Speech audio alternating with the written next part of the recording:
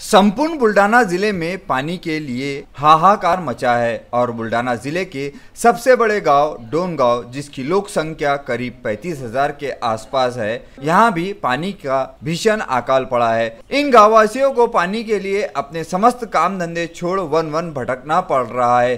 प्रशासन लोक प्रतिनिधि की उदासीनता के चलते गांववासी त्रस्त हो गए हैं। गांववासियों की मांग है कि ग्राम पंचायत ने गांव में 10 टैंकर पानी की पूर्ति शुरू करनी चाहिए, जिसके चलते डोनगांव के सर्व पक्ष नेता वो गांववासियों ने मिलकर आमरण उपोषण शुरू कर दिया है और गांववासियों की मांग है कि जब तक पानी की मांग को पूरा नहीं किया जाता तब तक हम आमरण उपोषण जारी रखेंगे।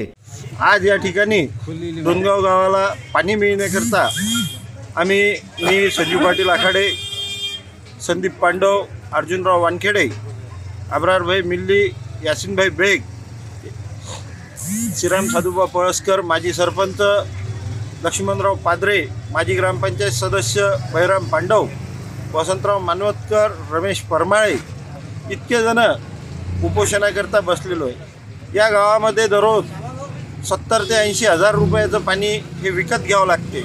35,000 लोकवस्ती असलेलं हे गाव आहे। अजूनपर्यंत या ठिकाणी एकही टँकर प्रशासनाच्या द्वारे सुरू झालेला नाही।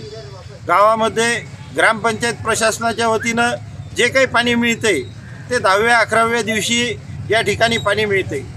जी नळ पाईपलाईन आहे ती फक्त 35% गावामध्ये आहे। उर्वरित गावामध्ये